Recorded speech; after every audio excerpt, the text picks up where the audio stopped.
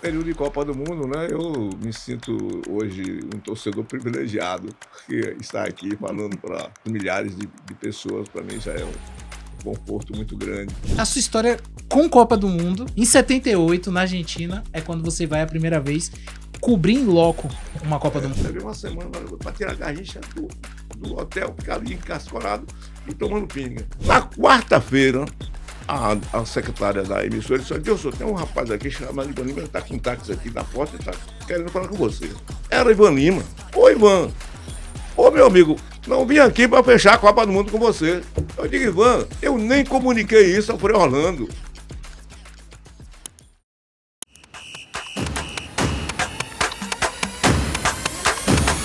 Estamos começando mais um episódio do Terapod e estamos em clima de Copa do Mundo, porque por aqui já começou, não é isso, Diego?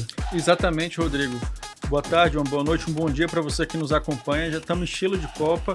E, Dilson, é uma brincadeira que a gente fez aqui. Hoje eu tô até com a ideia que tentaram emplacar aí do Vai Brasa, entendeu? Não sei se você é adepto aí desse... Se você, na sua experiência, já escutou esse Vai Brasa Em algum estádio da vida ou não.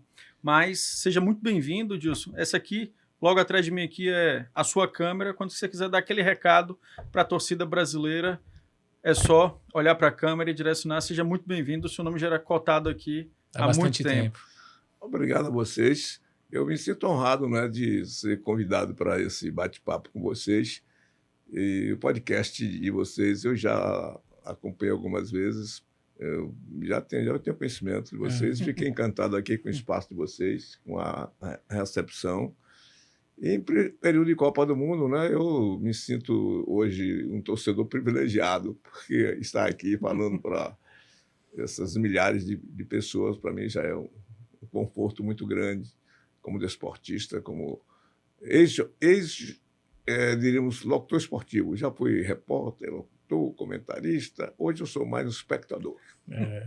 E Dilson, pra gente começar esse papo, eu acho assim, você com certeza sabe que é Dilson. A gente não está falando com uma pessoa desconhecida, a história dessa personalidade por muito tempo, até hoje no rádio. Então, mas só que a sua história com Copa do Mundo começa antes, mas em 78, na Argentina, é quando você vai a primeira vez cobrir em loco uma Copa do Mundo. É verdade. Foi em 1978, na época eu integrava o grupo da Rádio Clube de Salvador, França Teixeira, que vocês devem se lembrar bem, que foi talvez o maior ícone do rádio na Bahia.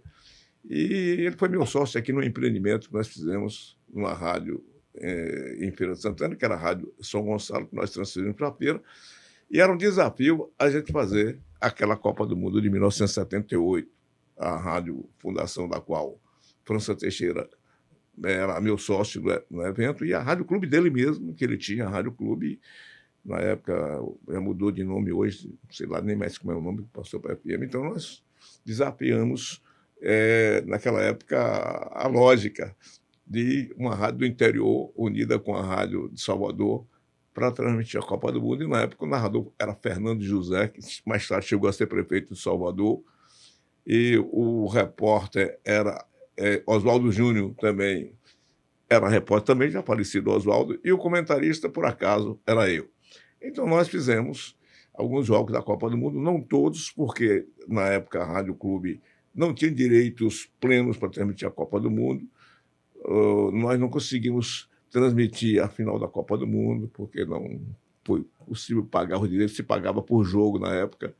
Mas, e era quanto mais ou menos por jogo? Rapaz, eu não me lembro bem, mas porque na época eu não participava da parte diretiva do projeto, mas eu acredito que para os padrões na época não era menos de $10 mil por jogo.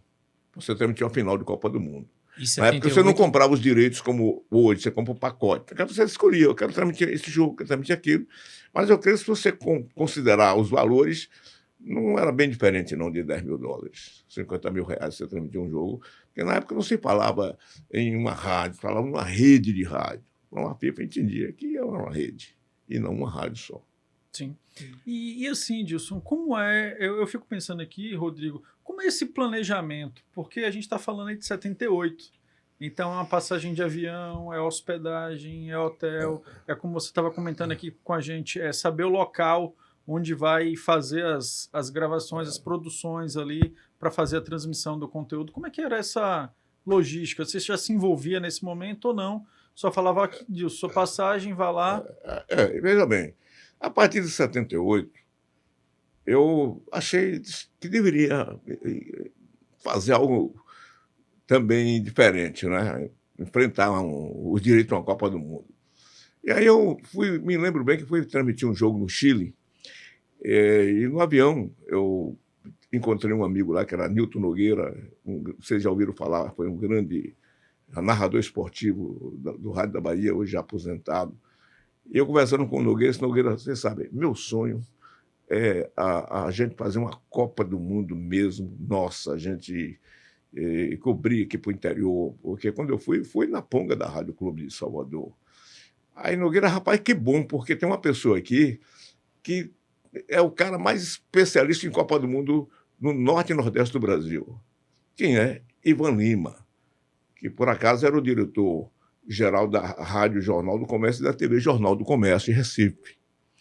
E, curiosamente, Ivan Lima era um baiano, daqui de Conceição do Almeida, mas Ivan Lima conseguiu fazer a vida dele em Pernambuco. Ele é tão importante, foi tão importante para Pernambuco, hoje ele tem uma rua e uma praça em nome dele, em Recife. Aí eu encontrei Ivan Lima no avião, Nilton me apresentou, aí eu falei para ele da minha intenção, aí ele disse, não tem problema, depois do jogo aqui de Santiago, eu vou lá em Feira Santana fechar com você. Eu disse, não, meu caro Ivan, eu vou apenas levar essa notícia, esse fato, ao diretor da rádio, que na época era o padre Orlando Bittencourt, que hoje era Frei Orlando, hoje é advogado, deixou a ordem. Eu vou levar para ele, meu amigo. Eu não sei nem se ele vai aceitar topar. Isso é uma ideia minha que surgiu aqui, porque em 78 eu fiz agregado na rádio de França Teixeira. Eu fui lá, um aprendiz de França. Ele disse, não tem problema, nós vamos fazer a Copa do Mundo, sim, pode ficar tranquilo. Os direitos já estavam adquiridos por ele. A Rádio Jornal do Comércio já tinha comprado os direitos da Copa do Mundo. Tudo bem. No retorno, conversamos no avião, o avião fez a escala aqui em Salvador, ele seguiu para Recife e eu vim para Feira Santana, peguei o carro e vim para a feira. Isso num sábado, no domingo cheguei aqui, ou na segunda, o jogo foi no domingo, na segunda eu estava aqui. Na quarta-feira, a secretária da emissora disse, Dilson, tem um rapaz aqui chamado Ivan Lima, ele está com um táxi aqui na porta e está querendo falar com você. Eu, não é possível. O homem é brabo, viu? Era Ivan Lima. Ô, Ivan, ô, meu amigo, não vim aqui para fechar a Copa do Mundo com você. Eu digo, Ivan, eu nem comuniquei isso ao Frei Orlando. Ele disse, não, mas já estou aqui, não saio daqui, sem a Rádio Sociedade de Feira, fazer a Copa do Mundo, porque eu já conheço essa rádio de muitos anos. Já fizemos muitas coberturas pelas ondas curtas da Rádio Sociedade, que na época, antes do evento do Embratel, do satélite, as rádios trocavam transmissões por ondas curtas. Vocês, muitos de vocês não conhecem, as rádios tinham o AM, paralelamente, ela transmitia com onda curta, que é de alcance internacional. A Rádio Jornal do Comércio, como a Clube de Pernambuco, tinha, e a Sociedade de Feira, só 2 rádios na Bahia tinham, aliás, 3. Era a Rádio Sociedade da Bahia, a Rádio Sociedade de Feira e a Rádio Vitória da Conquista. Eram as únicas 3, a Rádio Clube, as únicas 3 na Bahia que tinham onda curta. Então, o que a gente fazia? Nós íamos transmitir um jogo em Pernambuco, em Recife, eles separavam a onda curta da média e nós transmitíamos um jogo pela onda curta. E eles, quando vinham na Bahia, a gente fazia essa compensação. E assim, mas eu não falei com o diretor da rádio. Ele disse, mas não tem problema, nós vamos fazer. E foi conversar com o padre. E aí foi que eu fui dar a notícia ao padre, olha, veja bem. Ele disse, eu já estou aqui para gente fechar. Quanto é?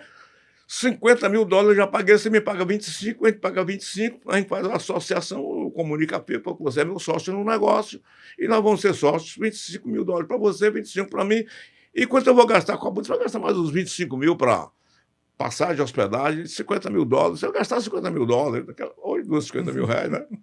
Aí o padre botou a mão na cabeça, não, senhor Ivan, não podemos não, aí ele virou-se para o padre e disse, aqui tem prefeito, amigo dos senhores, o padre tem. Que era o prefeito Colbert Martins, o pai. Pai.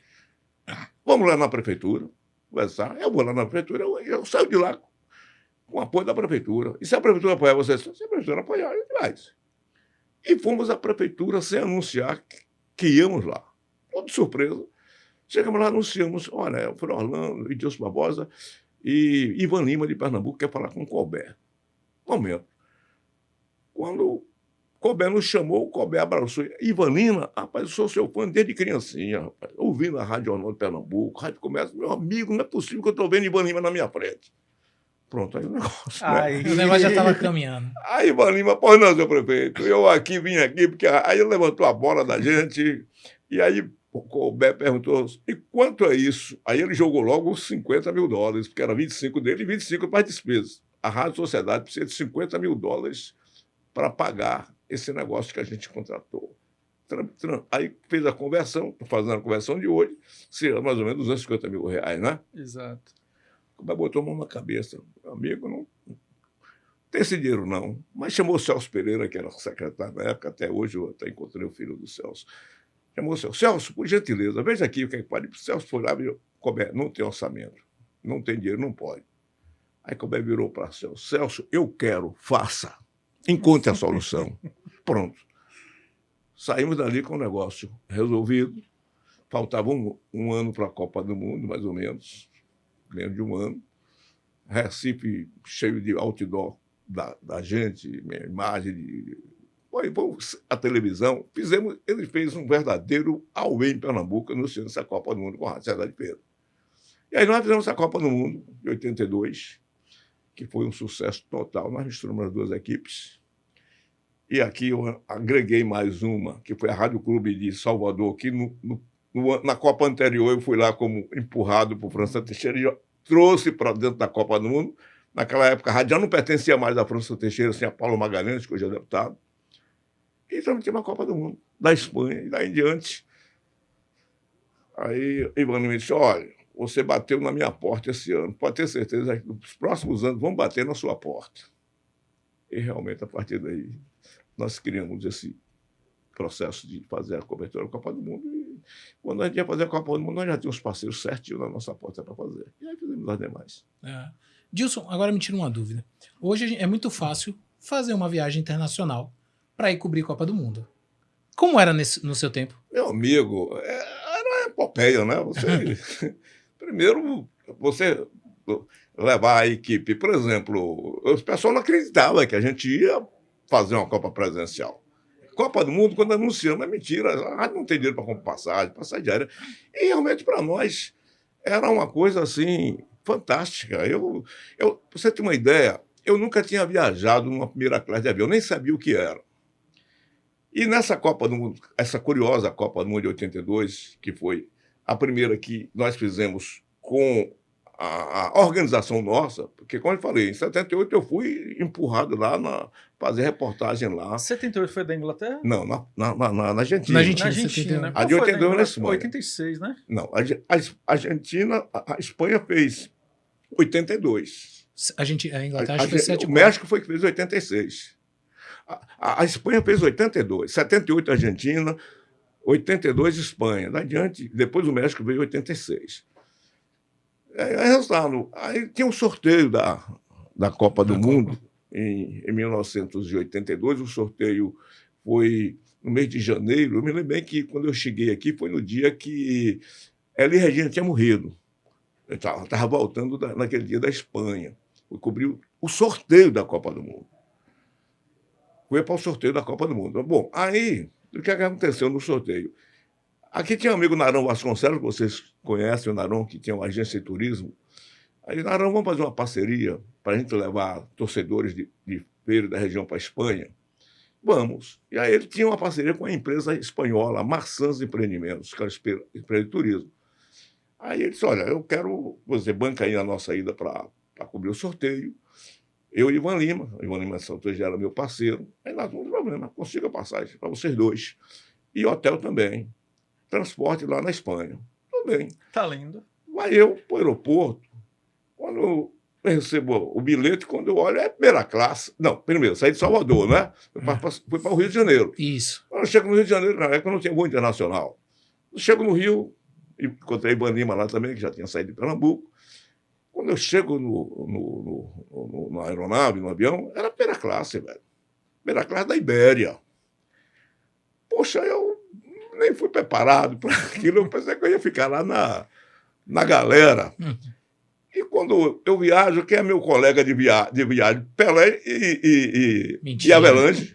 Mentira, você Pelé e Avelange. Primeira classe, né, pai? Na primeira classe. Aí Pelé e Avelange, olha, aí mão na roda, né, velho? Aí pronto, me tornei íntimo de Pelé. Fui lembrar dele, que eu trouxe ele aqui em Feira de Santana, ele nem sabia que eu trouxe ele aqui em Feira de 1975. Que foi no episódio que o senhor Antônio Magalhães, fotojornalista, fez a... Magalhães fez, Antônio Magalhães. cobertura. Eu filmei o evento em Super 8. Passei esse filme para a Fundação Senhor dos Passos, Carlos Brito, que transformou em CD. Só que eu filmei em colorido, mas quando ele colocou no formato digital. ficou em preto e branco. Mas aquele dia foi a vida de Pelé. Pelé veio à Feira de Santana, ficou mais de um tempo no jogo, ele sentou no banco, deu o pontapé inicial do jogo. Aquilo foi uma história para eu conseguir. Na época eu era vice-presidente do Fluminense. Mas foi uma história muito longa para eu chegar. Por que você explicar? Por que Pelé veio à feira? Né? A história longa que eu não sei se levaria... Mas isso só aconteceu porque quando você estava indo para a Espanha, você encontrou ele na primeira classe. Foi depois. Não, é isso, foi depois. Mas o primeiro contato com o Pelé foi aqui em Feira de Santana. Foi para feira. Foi para feira. Foi para vir cá em Feira de Santana. Meu primeiro Santana. contato com o Pelé foi aqui em Feira. Então você já conhecia meio que... Mas eu não tive contato com o Pelé para trazer Pelé em Feira. Eu tive contato com ele aqui, ele já em território, mas não houve assim uma relação de...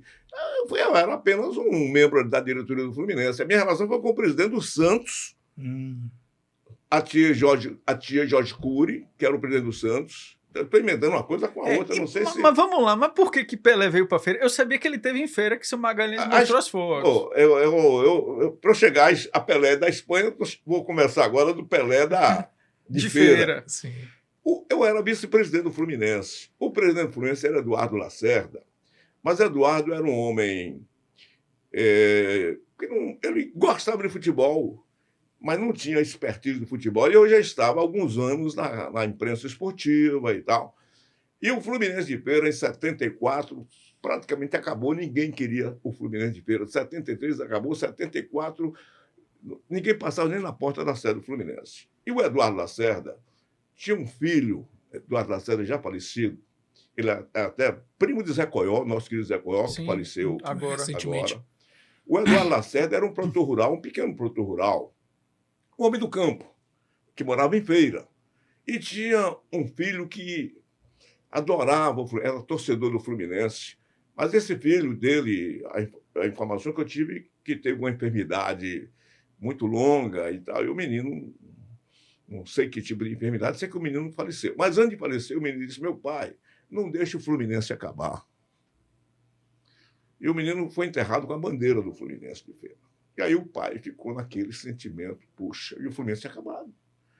E aí me jogou: Dilson, o que é que a gente pode fazer? Nada. O Duzinho, como eu chamava ele. Não podemos fazer nada. Os grandes de Feira não querem. Os milionários de Feira não querem ajudar o Fluminense. O comércio não quer ajudar. Meu patrimônio é um Fusca. O céu é uma fazendinha. Você ainda tem uma fazendinha, tem uma rural. Rural I naquela época. Rapaz, vamos. Fizemos campanha no rádio, não apareceu ninguém para ser presidente do Fluminense. Aí ele disse: não, eu vou assumir a presidência do Fluminense. Fizemos uma assembleia, não apareceu ninguém. Acho que 3 ou 4 membros, acho que João Marinho Gomes, se eu não estou enganado, que ontem eu até estive com ele, no enterro do Zé Coel, acho que ele foi nessa assembleia, e para lavrar a ata, se não tem ninguém.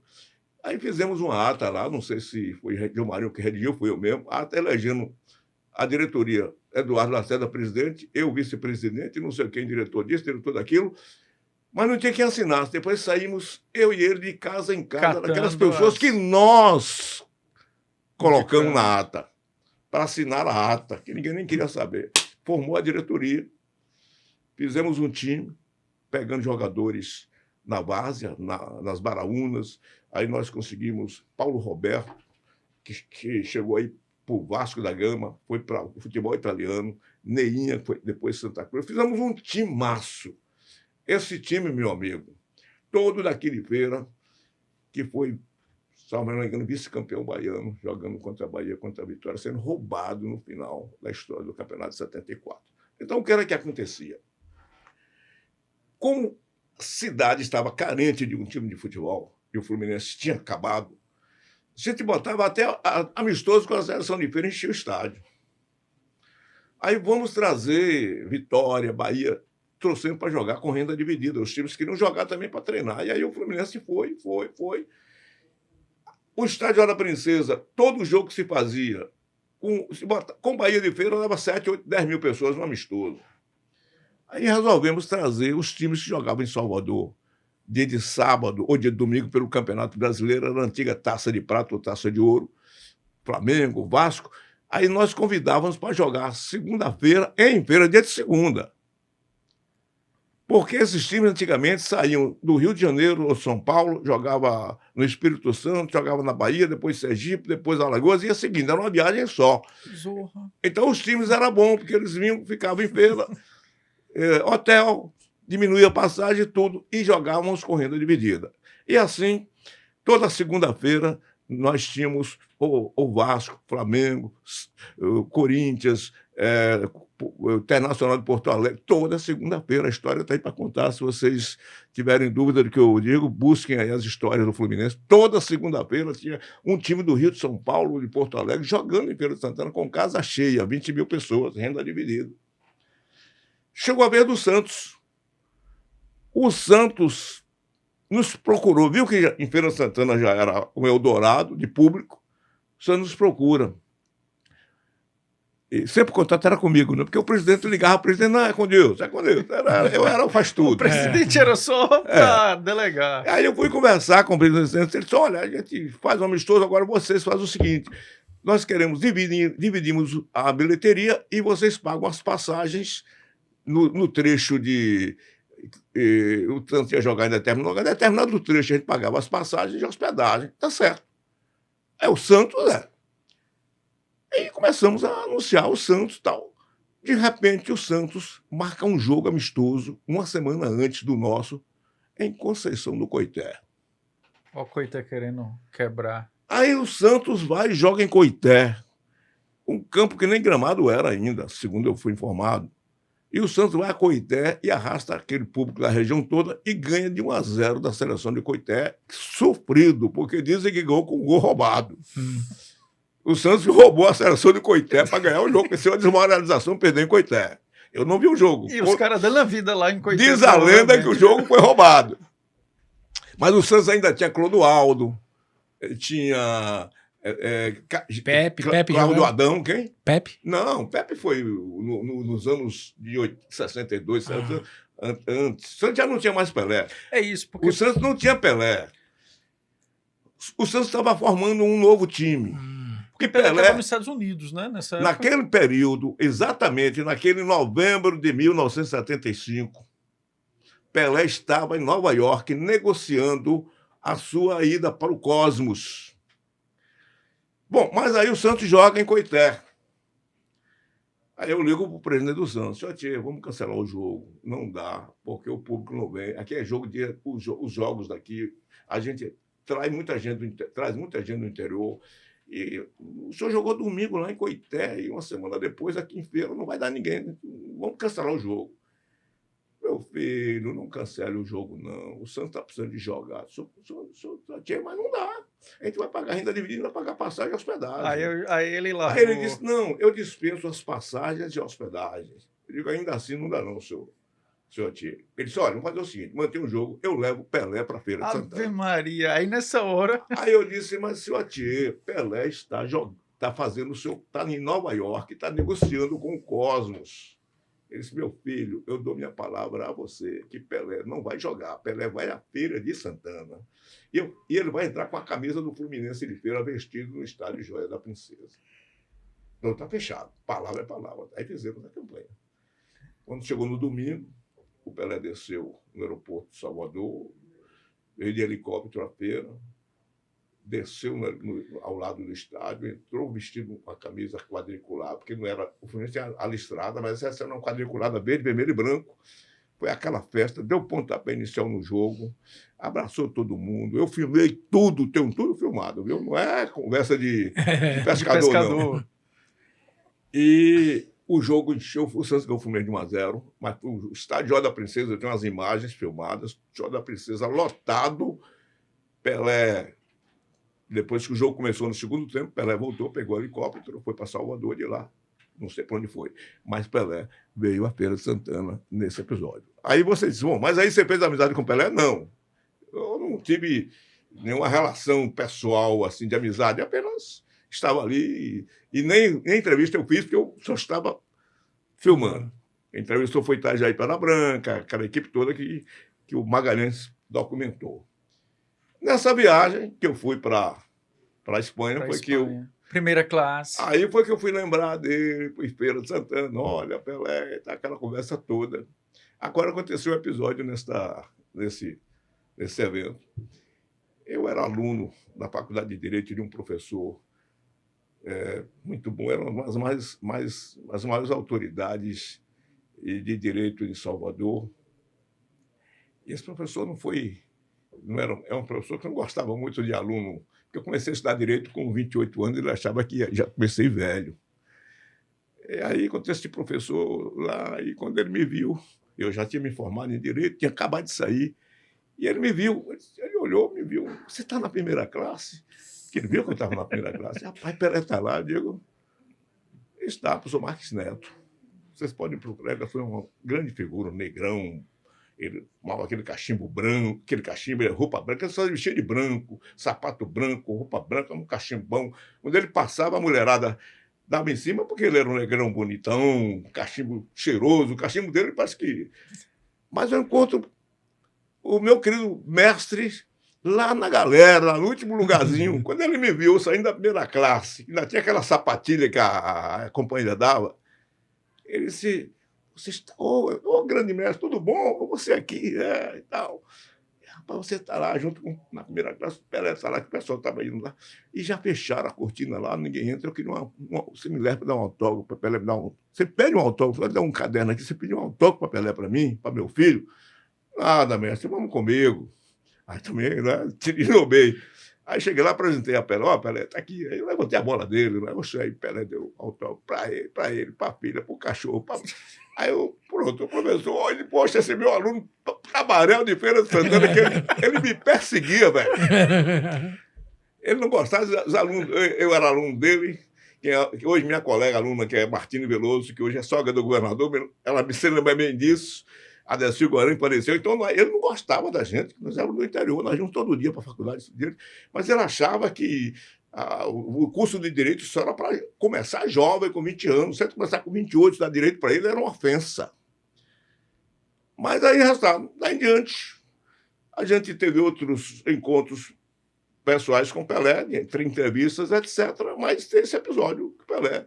Na primeira classe. Primeira classe, aí eu aproveitei. E também, né, como eu digo, eu sempre aproveitei para fazer a minha média também com ele. Com certeza. Época, né? Qual foi o maior perrengue, Dilson, em Copa do Mundo? Rapaz, foi tantos. Um perrengue. Final da Copa do Mundo de 86, no México. Eu estava com a minha esposa, minha primeira esposa, segundo casamento, final da Copa do México, Espanha, Brasil tinha saído. E aí eu vou ter que levar minha esposa, ela queria assistir a final da Copa do Mundo, e eu não tinha mais nem como a gente não consegui. Aí eu tinha minha credencial, aí eu digo, vamos fazer o seguinte. Aí um colega nosso que já tinha ido embora, deixou a credencial. Eu disse, olha, eu vou dar minha credencial para minha esposa e vou com a minha. Naquela época não era como hoje. Meu amigo, ela passou. Quando eu vou passar, o cara me barra. Essa credencial não é você, não. Eu disse, rapaz, que vergonha que eu passei. Aí ali eu tremia, eu ia trabalhar. Só que eu ia trabalhar. Ia comentar o jogo. A minha ex-esposa, na época, entrou com a minha credencial. Aquelas coisas que a gente não deve fazer, mas eu fiz. Mas quando chegou a minha, que eu estava com a credencial do colega, o cara viu, o cara na portaria, me segurou. Não, você não vai entrar. Eu disse, mas meu amigo, eu vou transmitir o jogo. Aí disse, o que é que você tem aí? Eu digo, tem uma camisa amarela, você quer? Está dentro da bolsa, me dê a camisa amarela, eu vou embora. Moeda de troca. Eu tinha uma camisa amarela da série dentro da bolsa, dei para ele e ele... Você vê o seguinte, que como mexicano adorava o Brasil. Mas já pensou, se o cara me barra ali mesmo, e eu não entro para transmitir a Copa do Mundo, seria o maior perrengue. A final Da Copa do Mundo. E tendo credenciamento. E eu tinha um credenciamento. Não, é isso, e tendo credenciamento. Eu tinha um credenciamento, eu estava com um crachazão. Mas o crachá eu peguei de pé minha mulher, disse, olha, ela entrou, cara, ela entrou. E eu peguei o crachá do outro colega que já tinha uma de Ari Pacheco, que me lembro dele, já tinha vindo embora, porque a Copa do Mundo, a promoção que os jogos ia acabando, e aí ia voltando. E foi exatamente, talvez, um perrengue. E muitos perrengues também, que a gente passa tamanhos menores, tamanhos maiores, menores, mas esse é realmente, por pouco eu não transmiti a final da Copa do Mundo. Dilson, para você que cobriu 11 Copas do Mundo, qual foi a melhor? Rapaz, a melhor Copa do Mundo, deixa-me ver aqui. 2002 porque ganhou? Não, aí eu ia falar 94, então. Olha, a melhor Copa do Mundo, você considerar assim, para o torcedor é que ganhou, o Brasil ganhou, não é? É que o Brasil ganhou. Para o Dilson torcedor, no caso. Aí você perguntar qual foi a Copa do Mundo de 70, que eu não estava presente. A melhor Copa do Mundo. Agora, como jornalista, como facilidade de trabalhar na França. 98. Como logística de trabalho, como facilidade de trabalho, os franceses fizeram algo assim mesmo para valer. Eles elevaram o nível da Copa do Mundo. Elevaram a Copa do Mundo. Isso eu estou falando, a Copa do Mundo do jornalista. Né? Como futebol para a gente foi uma tristeza, né? Exato. É engraçado você falar isso, Dilson, porque eu estava vendo uma reportagem em 94, que também foi nos Estados Unidos. Alguns jornalistas falaram que foi um perrengue, porque a Federação dos Estados Unidos lá não se preocupou muito com a estrutura de cobertura. Olha, eu não assisti a final da Copa. De 94? Eu fiquei em Dallas, porque o centro da Copa do Mundo 94 era em Dallas. A central de Copa do Mundo era Dallas. Já nos Estados Unidos já não se fazia os jogos todos presenciais como nós fizemos nas Copas anteriores. Aí foi cada hora funilando mais. Aí nós mandamos uma equipe para a Califórnia, foi Palo Alto, foi ali pé de Los Angeles, lá estava Walter Vieira, Itajaí Pedra Branca. E eu fiquei em Dallas coordenando toda a equipe. Os jogos que tinham... Para você ver, na Copa do Mundo eu assisti poucos jogos. Os jogos do Texas, e um jogo em Nova York, mas no mais, os jogos eu fiquei todo centralizado na central de Dallas, que era ao lado do estádio, que Dallas eles fizeram o centro de imprensa, um negócio monumental, ao lado do estádio Cotton Bowl, que era o principal, hoje tem outro estádio, mas que era o principal estádio. Aí, lembra daquele jogo onde o Bebeto jogou, balançou a criança? Sim. Ali foi tudo em Dallas. Mas o pessoal teve muita dificuldade lá, até porque nós tínhamos uma dificuldade que ainda nós estávamos chegando nos Estados Unidos com aquela imagem ainda de que tudo era analógico. Lá não existia mais linha. Eu queria botar uma linha de transmissão no hotel e outra para o estádio, e eu estou tentando comprar com os americanos, e os caras sem entender, você não quer uma linha, quer 4 fios, os caras doidos, daqui a pouco vieram com a conta, não sei quantos $1.000 para botar fio. Quando eu vi a conta, eu disse assim, mas por que vocês querem isso? Eu digo, sim, não, a gente não transmite, não, tem o satélite. Meu amigo, eu não posso pagar satélite. Não, o satélite é de graça. Em 94. 94. Sim, mas eu quero jogar do hotel para o estádio. A equipe estava no hotel, né, para ter facilidade de fazer fora do jogo, fazer os boletins, às vezes. Eu não vou pagar um hotel para sair, subir um satélite para entregar com 5 quilômetros. É caro, eles. Não, cara, é o que vocês estão pedindo, que eu tenho que puxar não sei quantos 1.000 quilômetros de fio. Eu não sabia. Então a gente tinha tudo de graça sem saber que era de graça. Quer dizer, de graça, vírgula, por uma taxinha pequena. Não era irrisório. Mas o pessoal teve dificuldades, muitas dificuldades tecnológicas, porque era a saída de um período ainda muito artesanal, entrando na tecnologia. E os Estados Unidos deu esse início do pontapé da tecnologia. Então, 94 foi a primeira Copa do Mundo que você começou a ver bastante tecnologia? A da França. A da França? A da França. Talvez 94, Rodrigo, aí Foi pode falar o melhor. embrião, É o início. O início. E aí a França 98. aperfeiçoou. Foi a da França. A França daí em aperfeiçoou. diante ficou sem limite. Ô, Diego, deixa eu fazer mais uma pergunta, aproveitando que a gente tá falando de Estados Unidos. França. Como foi acompanhar a seleção brasileira de 94 a 2002? 94 a 2002, aí foi um período em que você teve muito mais dificuldades de ter acesso a jogadores. Certo. Por exemplo, até a Copa de 90, na Itália, se misturava jogadores com jornalistas. Você tem uma ideia, eu fiz mais ou menos umas 30, 40 excursões da seleção brasileira ao resto do mundo. A seleção brasileira fazia uma média de 1 ou 2 excursões por ano, porque ela fazia 8, 10 jogos numa viagem só. E quando a excursão, porque era aberto, tipo, eu poderia pagar aí com a seleção? A gente pagava, naquela época, não se pagava direito nenhum para transmitir. Agora você pagava o que chamava direitos técnicos. Não, você pagava, você chega na Inglaterra, eles cobravam uma taxa para você transmitir o jogo, não cobrava direitos. Mas para instalar o seu equipamento ali, você cobrava uma taxa. Nada muito caro. Diria assim, $500. Mas a excursão porque ia junto? Na excursão, a gente viajava junto no mesmo avião, se hospedava no mesmo hotel. Tudo junto. O avião não tinha avião fretado para levar a seleção brasileira. A seleção, e nem a seleção ia de primeira classe, às vezes não ia. E era todo mundo junto ali. Você tem uma ideia, uma excursão da seleção tinha no mínimo 50, 60 jornalistas brasileiros acompanhando. O avião voltava com a gente. Era mais jornalista. Isso até 90. Até 90. Isso até 90. Que foi na Itália. Na Itália.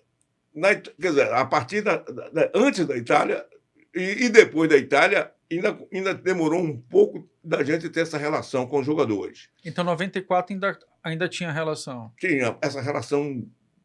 Não, mas sim, tinha 94. Você já ia para os treinos da seleção normal, eu mesmo que estava lá em Dallas, quando eu vi Ronaldinho lá, treinando na reserva, eu disse, rapaz... O fenômeno. Esse cara, como é que está na reserva?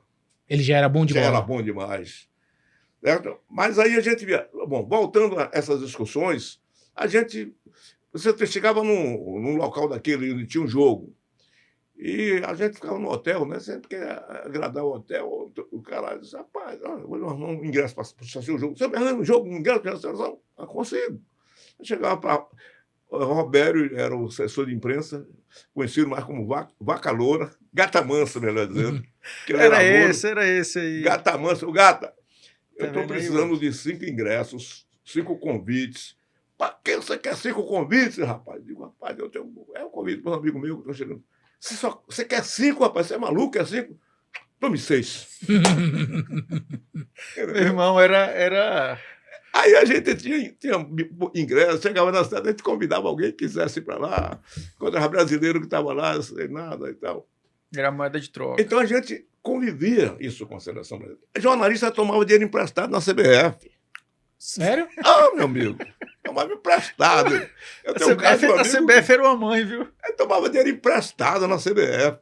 Faltava dinheiro, ele inventava que faltava dinheiro, chegava lá, eu me lembro de um dia um amigo nosso, que jornalista da Bahia, chegou lá e disse, rapaz, ele tinha uma parceria com a Varig, que a Varig dava passageiro até Londres, só Londres. Mas o jogo, a gente ia para Israel, transmitir o jogo, ele não tinha passagem para Israel. Mas já estava em Londres, né? Já estava em Londres. Aí ele vai e diz, rapaz, eu vou falar com a CBF para me emprestar $3.000 para concluir essa viagem. Tá bom, então eu vou voltar para Salvador. Aí ele vai falar com o diretor de futebol, não me lembro mais o nome dele, era um catarinense, e disse, rapaz, e só com o presidente Otávio Pinto Guimarães, que está aí no hotel 5 estrelas. Aí vai falar com o presidente, aí deixa eu falar com o presidente. Aí falou com o presidente disse, bom, você precisa ter alguém em Salvador que garanta. Aí ele deu o nome de Francisco Antônio Piton, que era o presidente da Federação Baiana. Piton. Liga para Piton. Ligaram para Piton. Piton, tem um radialista assim, está pedindo 3.000, pode emprestar? Pode, é gente boa. Meu irmão, esse fiador aí é... Aí, $3.000. Aí saía o radialista, não sei o nome dele agora, ele pegou os $3.000. E aí, rapaz? vai pagar isso nessa outra. Tu acha que eu vou pagar isso, Barbosa? Olha quem está aí no hotel. Otávio Pinto Guimarães, hotel 5 estrelas em Londres, com a mulher, o filho, a nora, todo mundo comendo dinheiro da CBF. Tu acha que eu vou pagar esses $3.000? Nunca. Se mais Piton foi quem avalizou para você, deu a palavra. Quem Piton é outro que também anda na corriola. Moral da história. Ele voltou para Salvador, 6 meses depois eu encontro ele. E aí, rapaz, tu já pagou? Eu nem paguei e nem vou pagar, e eles me cobraram. Mas eram outros tempos. Aí ele deve ter falado, eu devia ter pedido, era mais. Mas eram outros tempos. Hoje não. Então, inviabilizou as rádios transmitirem. Por quê? A gente não pagava direito para transmitir. Pagava apenas a parte técnica de cada país, cada estado, que cobrava uma tarifa para a gente transmitir. Mas o que é que acontece? Hoje, a seleção vai a Tóquio, faz um jogo e volta. Vai a Londres, faz um jogo e volta. Os jogadores se reúnem lá no aeroporto. Então, a rádio não compensa isso aí para transmitir um jogo no Japão e voltar. Não é? Aí a gente faria uma excursão. Nós levávamos 30 dias viajando com a seleção. E aí fazia vários amistosos. Vários jogos, era uma viagem só. Os patrocinadores vendiam 10 jogos. Era uma coisa muito legal. Agora não, inviabilizou. E ali, então, porque assim, a gente pode falar que a gente tem a primeira seleção bem vitoriosa, que é de 58, 62 e 70, que era Pelé. Depois a gente volta a ter uma grande seleção em 94, 98, que chega à final, e 2002, que é campeão de novo. Campeão de novo. E aí você acompanhou todo esse ciclo. Agora, veja bem, de agora em diante, as transmissões passaram a ser mais virtuais, que você compra os direitos, você pode transmitir. Por exemplo, a Copa do Mundo aqui no Brasil, nós compramos os direitos, fizemos a rede. Eu não fui na Fonte Nova. Porque todos os meus jogos eu fui aqui, eu comentei tudo aqui de pena. Aí vamos jogar o Fortaleza, vamos trabalhar em Fortaleza, nem bem. Rapaz, vamos para Fortaleza transmitir o jogo, não vamos fazer aqui. Aí, não, nós queremos ir para Fortaleza. Pô, rapaz, que loucura, rapaz. Pô, a maior desgraça do mundo é a gente ir para Fortaleza transmitir o jogo presencial da Seleção Brasileira. Vocês podiam ter ficado aqui. Hoje você manda um repórter somente, e você comenta e transmite. A Globo, por exemplo, agora deve estar fazendo um estúdio lá no Rio de Janeiro para fazer as transmissões todas lá dentro. Deve estar lá, repórter lá em... eles não mandam mais a estrutura, não precisa mais, você tem tudo ali dentro, na mão. O que a FIFA quer é receber o dinheiro dela de direito, o resto e era isso que eu ia perguntar, justamente que a gente estava comentando aqui, Gilson, mais cedo, que o que é que mudou nessa cobertura esportiva? E falando de valores, quanto é que custava e quanto é que custa hoje os direitos, e o que é que você tem direito? A nada. Só você ter seu nome na festa. É como se alguém te convidasse para a festa, manda um convite para sua casa. Certo. Aí, quando você chega na festa, olha, você tem que pagar a mesa.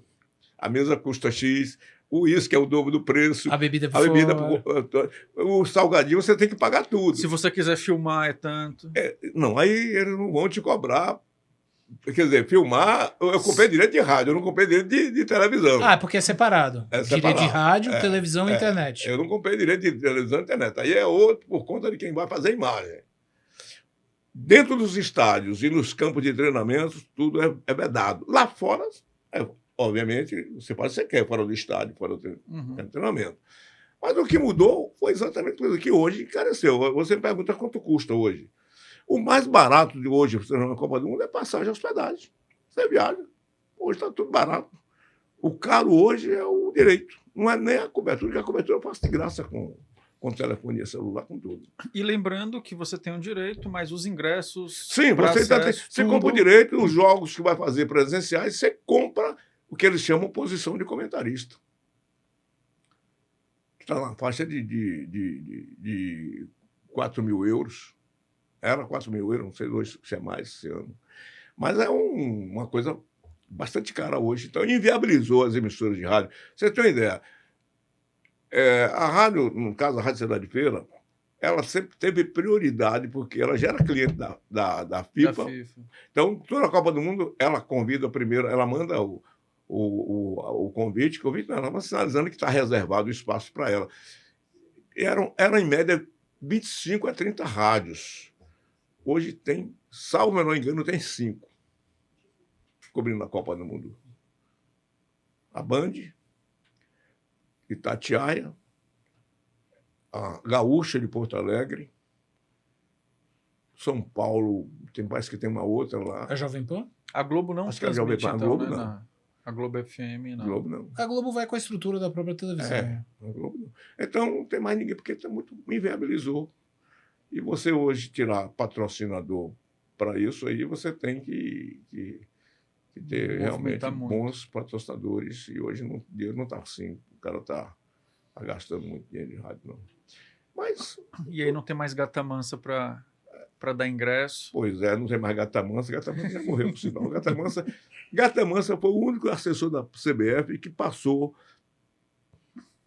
Gata Mansa, segundo o que eu saiba, Gata Mansa começou a ser assessor da CBF desde a Copa de 1974 na Alemanha.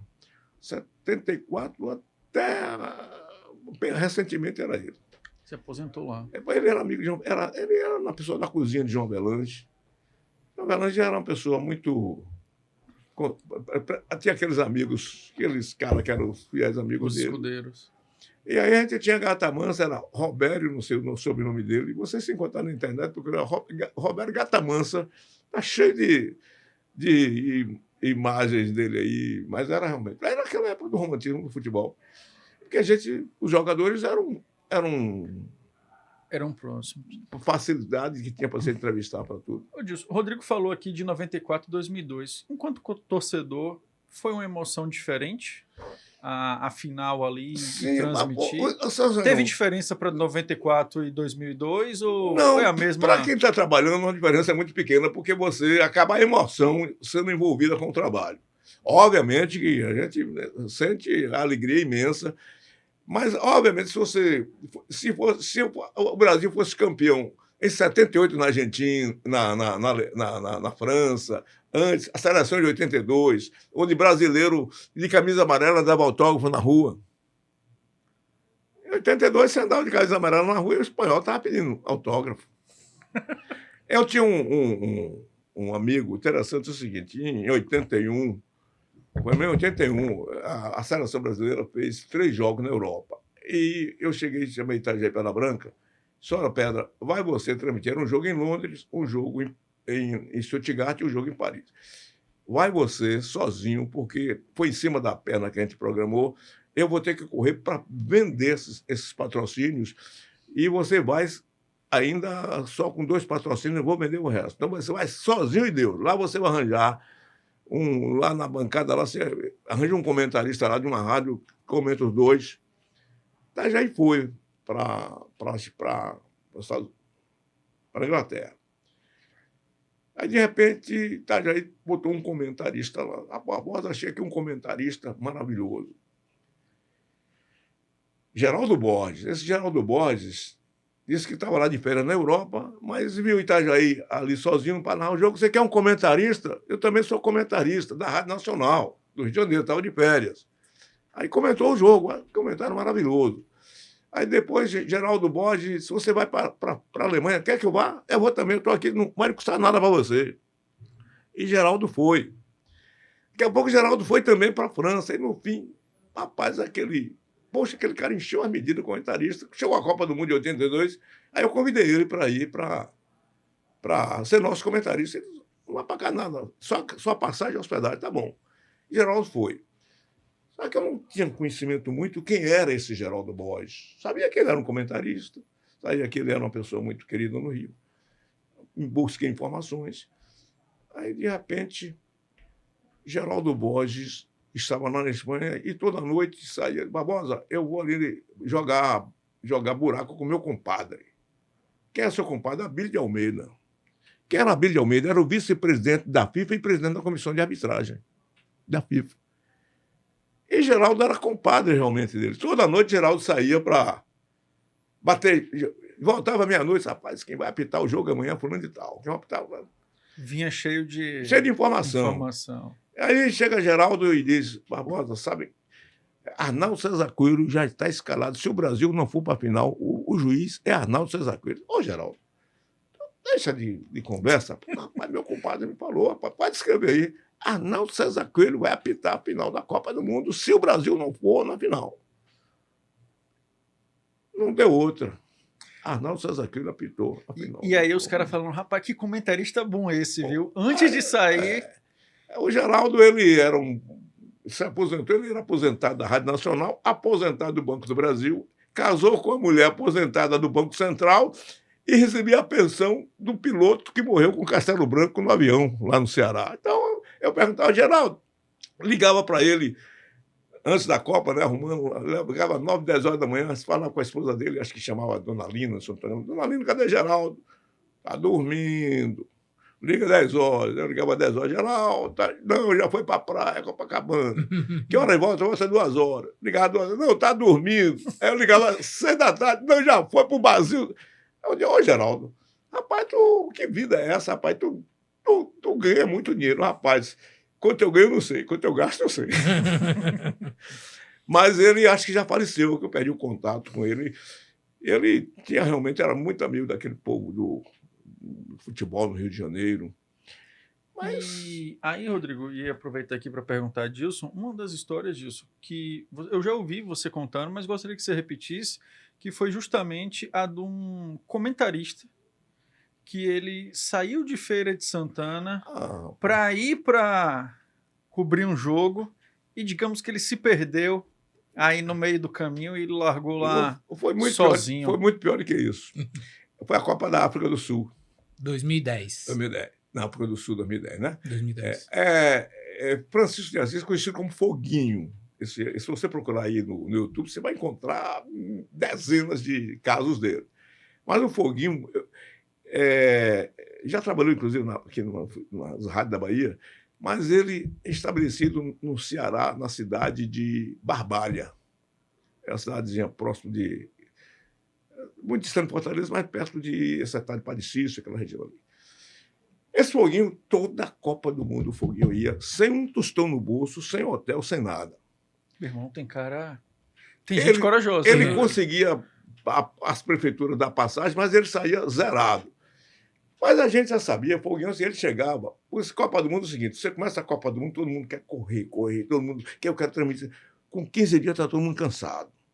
Aí Foguinho, vocês querem um narrador? Aí botava Foguinho chegava, não, Foguinho narrava. Aí Foguinho só hospedava, a gente botava Foguinho lá nos hotéis, tudo por conta da gente, que não tinha dinheiro. Mas ele acabava sendo útil para a gente. Toda a Copa era assim. Ele chegava sem credencial e ele tinha um mistério que ele conseguia tudo. O Flamengo foi decidir a Copa do Mundo com o Liverpool no Japão. Foguinho, trabalhando na Rádio Barbalha, uma rádio cidadezinha bem incipiente, mandou uma carta para a Sony. Mais ou menos assim: olha, aqui é Francisco de Assis, conhecido como Foguinho, trabalho na rádio de Cidade de Barbalha, é uma das cidades mais pobres do Brasil. Eu trabalho numa rádio que é uma das rádios mais pobres, menos, e deseja transmitir no país mais rico do mundo, no povo mais evoluído do mundo, e mandou para a Sony, seja lá o que Deus quiser. Não é que a Sony respondeu positivo. A Sony respondeu e deu a passagem a ele, hospedagem e tudo. E vai Foguinho para o Japão transmitir. Só tinha Rádio Bandeirante, Rádio Globo e a Rádio de Foguinho, de Barbalha. Vai transmitir a Copa do Mundo, ou melhor, o final da Copa de Campeões, no estádio de Yokohama, sei lá.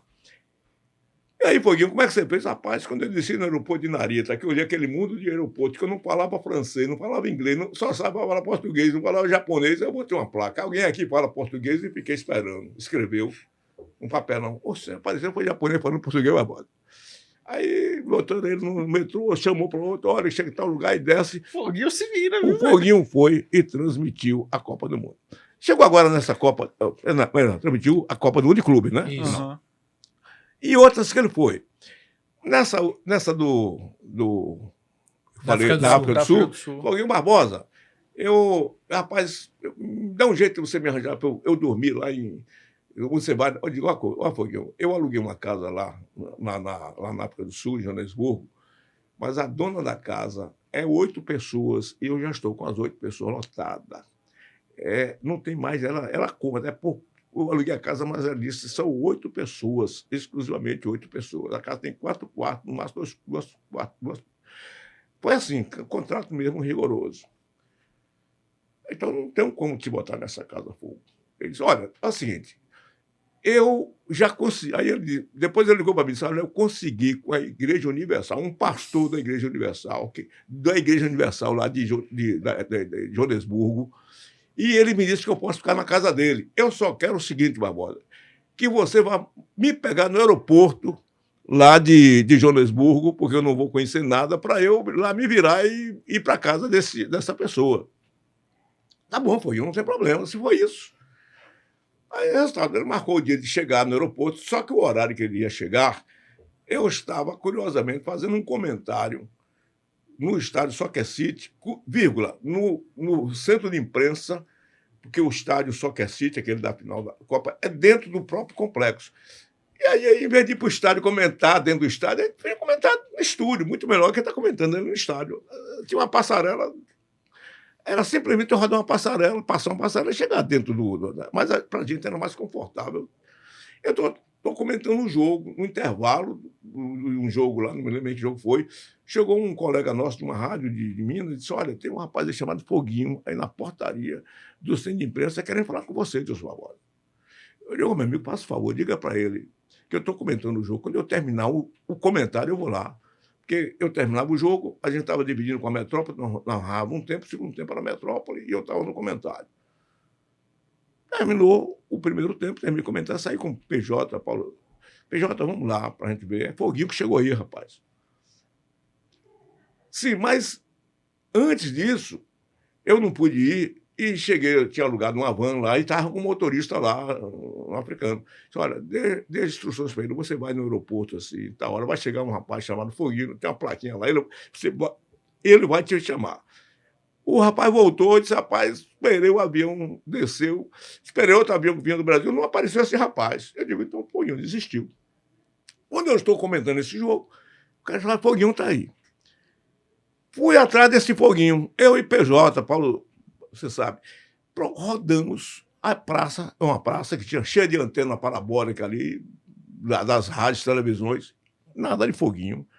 Rodei a praça toda, fui no estádio Soccer City, o jogo já tinha acabado, o estádio estava vazio, certamente o Foguinho foi lá, deu o Soccer City, entrei no Soccer City, estádio, né? Nada de Foguinho, rodei uma hora e nada, desisti. Foguinho, pô, como é que esse cara daqui sumiu? Tudo bem, dei como encerrada a questão. Um dia e meio depois, Ana Paula aqui, Deus Barbosa, quem está aqui em feira me procurando, quer falar com você, é Foguinho. Espera aí. Não, o Foguinho está aqui, em feira. Aí eu vou falar com o Foguinho, mas Foguinho, que é isso, poxa? O que foi, rapaz? O que é que aconteceu, rapaz? Mandei alguém no aeroporto lhe pegar e você não apareceu. Não, rapaz, o problema é o seguinte, é que eu me atrapalhei lá na saída, me perdi lá dentro do aeroporto e tal. Mas não tem problema, eu consegui. Vim no carro da Band, que tinha um pessoal lá, que estava chegando também, eles me deram carona até aqui. Só que, Barbosa, um frio, na época estava mais ou menos 2 graus ou 3 graus, e eu não vim preparado por frio, E aí, quando o frio, eu esperei porque você demorou uns 20 ou 30 minutos, eu entrei num carro aqueles carros aquelas antenas, que estava quentinho, e aí... O cara arrastou. E aí, resultado, não, ele ficou lá, bom... Aí, o que é que você fez? Eu pedi o cara da Band para me levar no aeroporto e de volta. Aí o menino ia para a Band, que a Band estava lá para cá no aeroporto, levou ele de volta no aeroporto. E quem é que chegou no aeroporto? Eu queria pegar minha passagem para voltar para Fortaleza. Mas eu pedi que ele voltar e já era direto para Salvador. E aí, fiquei no aeroporto. Quando deu meia-noite, ia esperar dormir aqui, para no dia seguinte eu providenciar meia-noite, o aeroporto fechou, lá meia-noite fechou tudo. Não tinha mais ninguém, o guarda do aeroporto veio, aqui não pode ficar. Aí eu fui contar a história dele, ele disse, rapaz, não pode dormir aqui. Aí o cara pegou, morava perto do aeroporto, levou para casa dele. Ele dormiu na casa do guarda lá do aeroporto policial. O sul-africano. Do sul-africano. Dia seguinte, ele voltou para o aeroporto, o sul-africano ajeitou a passagem dele de volta. E ele, em vez de ir para Fortaleza, desceu em Salvador, pegou o ônibus e foi para Feira de Santana. Agora, Barbosa, eu estou aqui em feira, eu quero que você... Eu tirei fotografia que eu fui lá, agora você não vai dizer que eu estou em feira. Eu vou transmitir um jogo aqui no Tubão, aqui, para Fortaleza, e não diga que eu estou... E ainda manda mensagem para mim aqui, rezado. Aí eu terminei aqui, fez toda a transmissão dele para aqui. Um cara desse tem que ter um chapéu para ele, né? Tem. Desenrolado. Você entrar aí, você vai procurar ele vai falar, depois você elegeu vereador lá em Barbalha, e já morreu um ano passado, acho que ele morreu.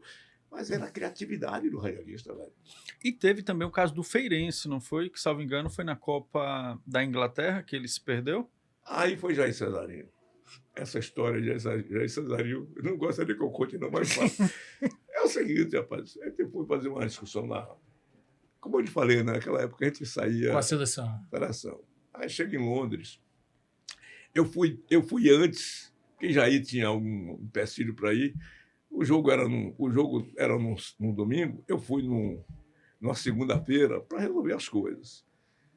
E aí eu viajava numa quarta, chegaria na quinta. Na quinta-feira eu vou para o aeroporto, lá de Londres, esperar Jair. Aí não chega. Jair Cesarinho, você conhece ele, não é? Aí não chega. Mas rapaz, Jair não chegou, o que aconteceu? Porra, o avião descia, o voo dele não chegou. Fui para o hotel, voltei para o hotel, ligo para a feira. Não, Jair saiu aqui na quarta-feira, sim. Rapaz, mas o filho não chegou. Agora imagine aí. Você tá lá, liga para a família. Não tá aqui não. Isso já foi em 87, você imagina, ainda não tinha telefone celular não, velho. O que aconteceu com o Jair Cesarinho? E aí o clima não ficou bom. Ligo para a feira, não, Jair já foi. Jair não chega. Isso deu sexta-feira, Jair não chega. Sábado... O jogo era no sábado? O jogo era no sábado, naquela época eu não jogava. O jogo era no sábado, não era no domingo. Não. Chegou no sábado, Jair não chega. E olha, porra, o clima. E eu passei isso para os nossos colegas lá, estava todo mundo assim, poxa, bicho, o que aconteceu com o Jair? Ninguém tinha notícia de Jair. Não tinha telefone celular. Aí cheguei para o cara do hotel na hora de ir para o jogo. O jogo era em Wembley. Aí cheguei para o cara e disse, meu amigo, é o seguinte, vai chegar aqui um colega nosso assim, eu vou deixar aqui a credencial, que era o ingresso dele, e você, por gentileza, vou deixar um dinheiro aqui, você compra umas passagens de metrô, dá para ele comprar o metrô e ir para o Wembley. Porque a gente não sabe, a gente tem que ir, isso era 10 horas da manhã, né? Porque o jogo era a tardinha, mas a gente tem que chegar cedo. Sim. Aí o cara do hotel disse, olha, se ele for não, perdão, eu dei dinheiro para pagar o táxi. Aí ele disse, olha, se for de táxi, ele não chega em Wembley para o jogo. O senhor sabe onde é Wembley? Não, daqui são 70 quilômetros, meu amigo. Aí para o estádio de Wembley, porque o Wembley é um outro distrito, outra cidade. O senhor me deu uma passagem, me dá o dinheiro do metrô, o que é um metrô especial, que é um metrô de interurbano, e me deu o ingresso, que eu ingresso que eu não faltava. Gatamanso. E aí deixei tudo. Só que veio o dilema desse dia. Esse dia parece ser um dia histórico. Saímos, todo mundo ali, deixei tudo certo para levar Jair. Quando eu chego na estação do metrô, a primeira estação, Furranate, me lembrei dessa estação, a estação de Furran, que é um bairro lá. Entramos, eram 11 pessoas, 11 colegas nossos, da Rádio Bandeirante, a Rádio São Paulo, todo mundo junto. Entramos no metrô, na hora que esse da Bandeirantes que vai entrar, era um baixinho, não me lembro mais o nome dele, ele era conhecido como repórter Olho Vivo, mas ele tem um nome lá muito famoso em São Paulo. A porta do metrô fechou, no embalo que ele foi, a mochila dele, que estava com equipamento da rádio, estava com passaporte dele, dinheiro, tudo, a sacola, o metrô fechou, o metrô foi, ele entrou e a sacola ficou. Como é que chama? A mochila. Bolsa. Pô, esse cara entrou em pânico. Pô, meu Deus, o cara chorou. Calma. Na próxima estação a gente desceu. Voltamos no outro metrô e voltamos. Quando olha, tá a sacola lá debaixo dos trilhos. E ele, não vá que você vai morrer, velho. Aí falamos com um guarda lá. O guarda olhou, viu que a sacola estava passando assim e tal. Aí ele foi lá e, com um gancho lá, puxou e devolveu. Pô, o cara ficou na maior alegria do mundo. O cara nem perguntou se era ele, né? O cara acreditou, né? Vamos nós. Tínhamos que fazer uma conexão. Eu me lembrei, no metrô, a gente ia para o Wembley. Backstreet, que é bem famosa essa estação, porque diz respeito àquele... Não é? O cara... Os Beatles? Backstreet, não. O Backstreet é aquele do Ronald Coyar, é o sei lá, daqui eu me lembro não, o nome dele, que era o objeto de filmes, de espionagem. 007. Não, da 07 não. Daqui a pouco eu me lembro. Agora deu branco. Certo. É uma estação muito famosa porque tem Backstreet, inclusive é alvo do livro de Jô Soares. Aí a gente ia descer em Backstreet. Resultado, no meio do caminho do metrô, o metrô apaga. O trem apaga todo. Aí ficamos parando o metrô, 1 minuto, 2 minutos, 3 minutos, 4 minutos, 5 minutos, 7 minutos mais ou menos, ou 8. O pessoal já estava lá no metrô, todo mundo acendendo o isqueirinho e lendo, mas estava... Entra um cara lá com a lanterna botando na nossa cara, xingando em inglês que eu não sabia o que era. E aí o cara chegou, pegou uma chave, chegou no negócio de vidro, quebrou, ligou uma chave lá e o metrô acendeu. E o cara olhava pra gente, era um 11, olhava pra gente com um ódio muito grande. Mas a gente não estava entendendo. Quando chegamos em Backstreet, que descemos para pegar outro metrô, aí tinha um mineiro, cara da Rádio Confidência Belo Horizonte. Disse, rapaz, você sabe o que foi não? O que foi? Foi eu que peguei no alarme do metrô, pensei que era o negócio de segurar. Quando eu puxei o alarme, desligou tudo. Ele pegou no alarme. Eu sim, para se segurar.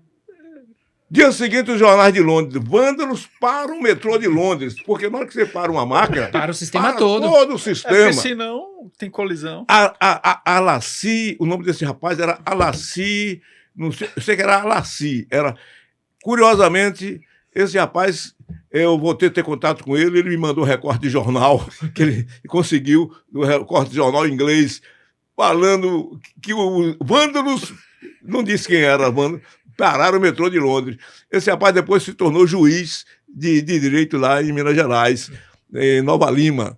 Ele me contou a história, resultado. Eu ia registrar isso, mas ele já faleceu. Mas eu tenho todo um recorte. Moral da história, meu amigo. Se fosse no dia de hoje, era terrorismo. Era terrorismo. Era terrorismo. Resultado, transmitimos o jogo. Mário Freitas foi comigo. Ó, Mário, Jair não veio, tu vai narrar o jogo, eu vou comentar. Narra para mim, para as 2 rádios. Quando a gente volta, é 1h da manhã. 1h da manhã e nada do cabra. Aí chegamos na porta do hotel, tá Jair em pé lá na porta do hotel com um capote lá. Jair, pelo amor de Deus, Cesarinho, foi o que aconteceu. Aí ele foi me contar a história. Ele tinha que fazer ele tinha que fazer apenas uma escala em Frankfurt. Ele imaginou que ali chegou em Londres. Ele desceu. Um aeroporto alemão daquele tamanho, sem falar língua nenhuma. Ficou lá. Perdeu a passagem, o avião seguiu, e aí ficou lá dormindo no aeroporto, no aeroporto, lá 1 dia, 2, conseguiu um amigo lá que resolveu, ele conseguiu um brasileiro lá que resolveu essa situação dele, comprar outra passagem, que ele nem se ele tinha o dinheiro para comprar, chegou lá vazio, porque o dinheiro para comprar passagem, foi que ele foi chegar em Londres, passou 2 dias na Alemanha para resolver o problema, que a mala dele seguiu. Para Londres. Para Londres. E aí, imagina, para depois, a mala ficou lá guardada, desceu, não apareceu. Naquela época não tinha esse negócio que tem o terrorismo, para depois resgatar a mala aqui. Nessa brincadeira toda por 3 dias. E, felizmente, o Jair Cesarinho estava vivo e são. Então, não é um perrengue danado. Demais. E aí, meu irmão, quem quiser, no caso, ganhar robustez, é só ir para a Copa do Mundo, viu, Rodrigo? Que aí você vai pegar os casos aí de foguinho, seja do Jair. Então, são muitas. Agora, tudo isso a gente fazia com o maior prazer do mundo. Deve ser muito bom, não é? Disso. Mas eu fiz mais ou menos umas 30 a 40 viagens dessa com a seleção. Mas hoje, agora mesmo, você me dizer, Barbosa, você prefere hoje ir fazer uma cobertura em bloco ou fazer uma cobertura hoje pela tela do anterior? Claro, muito melhor. Aí você diz, não, porque a gente já viajou, a gente já experimentou, essa turma nova que quer viver o mundo, o mundo é natural. Vai ser. Não é? Então a gente vai passando essa experiência. O que eu tenho hoje feito é passar um pouco da minha experiência para a turma que está chegando. Correto. A gente vindo até para a etapa final, Dilson, e vindo para um bate-bola, assim, qual é o seu olhar hoje sobre a seleção brasileira, sobre o futebol? Veja bem, essa seleção é o que a gente pode dizer que tem de melhor. E que, se você olhar para uma seleção, as nossas seleções, esses jogadores não seriam titulares nenhuma das seleções nossas, tirando o Neymar, não é? Considerando o Neymar, bem. Mas se você analisar, quem viu a seleção, das que eu vi, de 78, não. 78 foi um caso fora do comum, porque a seleção, na época de um regime militar, a seleção Cláudio Coutinho, foi eliminada invicta. Você sabia disso? Sim, na Argentina, sim, uma combinação. Ela foi eliminada invicta. É a da água vencida? Ela não perdeu nenhum jogo. Foi a da água que deu pro branco? Não foi essa não, é mais foi essa, do goleiro que tomou 6-0 quando o Brasil precisava que ele tomasse 4, tomou 6-0, acho que 6-0, a quantidade suficiente que a Argentina precisava. A combinação. A combinação. Passou a Argentina. Mas o Brasil terminou a Copa em 78 sem perder. Sem perder. Mas você pergunta, esses jogadores seriam titulares em 70? Não seriam. De jeito nenhum. Seriam titulares em 82? A seleção de Zico, Sócrates, Falcão, não seriam titulares. Então, hoje eu diria que você pergunta, mas tem coisa melhor. Não tem. Tem melhor, está ali. Agora nós ficamos na esperança de que essa seleção consiga, pelo menos, chegar à semifinal, a uma final. Não vejo ela hoje com condições de ganhar numa França, numa final. São 4 jogos agora, né? Não, são mais. Não, só depois da primeira fase. Para chegar aí na... Então, se você analisar, essa seleção, se ela for para uma final com a França, se ela for com a Espanha, ou com a Alemanha, a própria Alemanha.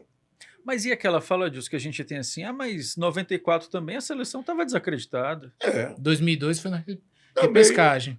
Mas de 94 foi a mais desacreditada de todas. Aí, tudo pode acontecer. Um técnico bom, embora não seja a pessoa que quer transformar ele num santo. São Carlo Ancelotti, só para fazer milagre, não vai fazer milagre. Obviamente que dá uma dimensão maior à experiência dele, transmite para os jogadores uma certa confiança. Mas essa seleção não seria titular nas seleções que foram campeões do mundo, as que nós tivemos. Verdade. Não seria. Ela seria uma reserva. Mas é o que tem de melhor. Quem tem mais que isso aí? Ninguém. O futebol... Quem teve a oportunidade de viver ali a época de... 94 eu era bem criança, 98 eu era criança ainda, mas já tinha um pouco mais de noção. Vivi intensamente a de 2002. Você pega aquela seleção de 2002 e depois você pega a seleção de 2006, que é praticamente a mesma seleção, mas só que com novos talentos, que você tem ter Kaká, que foi campeão, que foi melhor do mundo, você tem Adriano Imperador, você tem aqueles jogadores todos, e não ganhou. Não ganhou. E não ganhou. O futebol tem... Por exemplo, voltando, em 74, 75, eu fui vice-presidente do Fluminense. Você vai pegar um time de várzea e ganhar 3 turnos, um campeonato de 4 turnos, o time ganhou 3 turnos, para a Bahia, para a Vitória.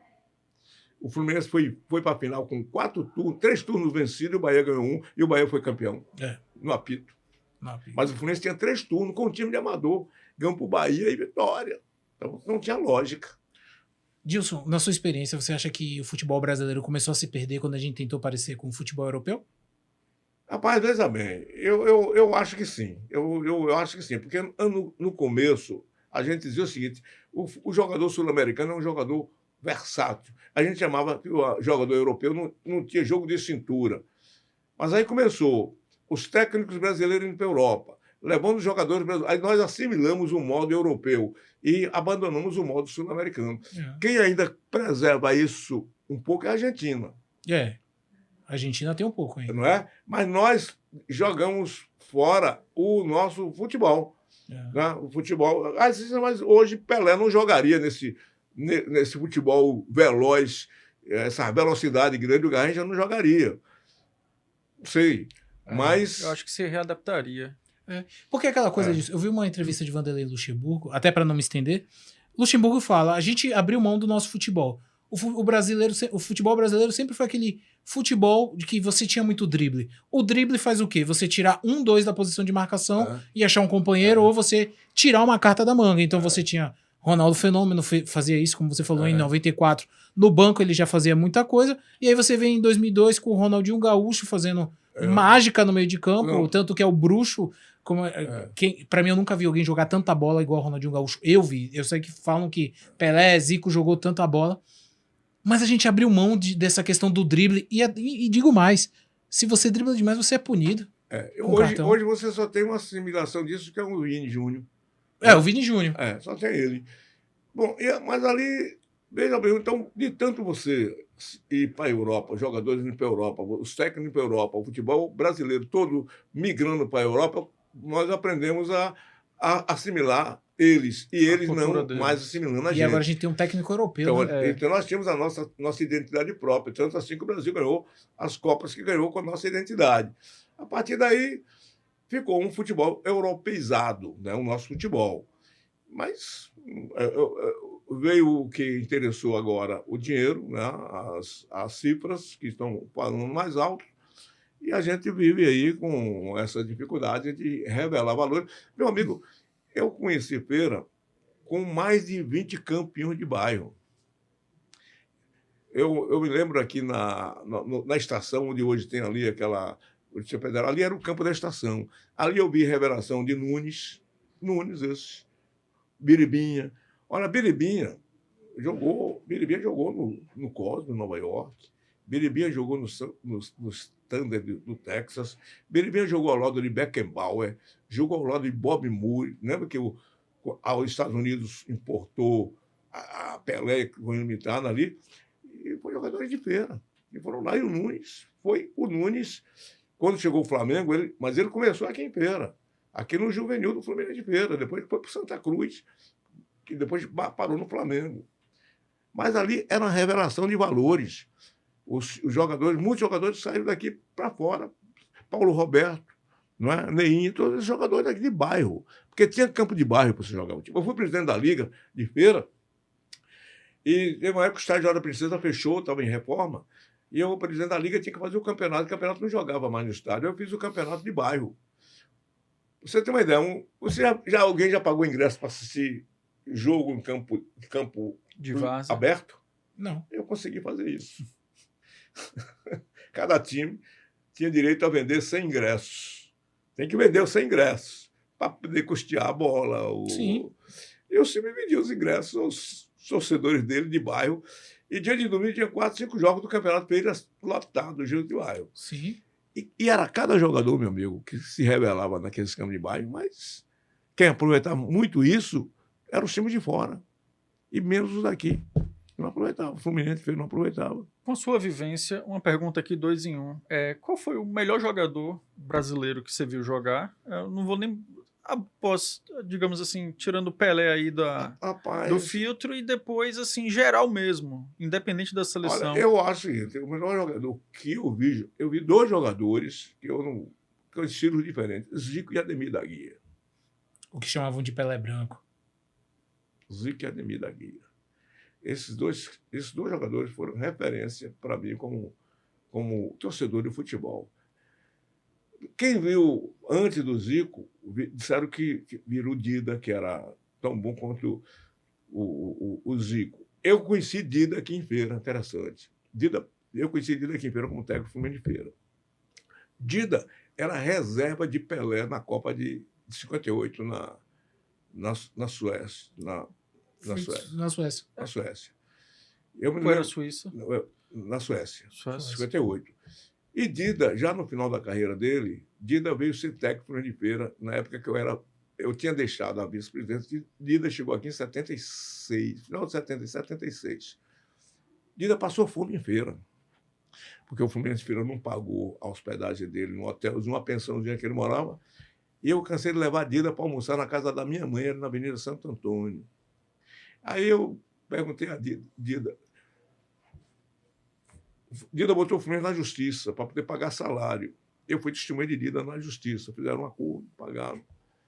Aí eu perguntei, Dida, vem cá, realmente você amarelou no jogo contra a Rússia, porque Dida jogou primeiro jogo, o segundo jogo era com a Rússia.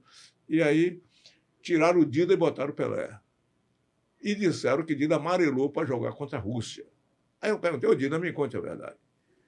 Ele disse, não, nada disso. É porque a seleção tinha mais carioca do que paulista.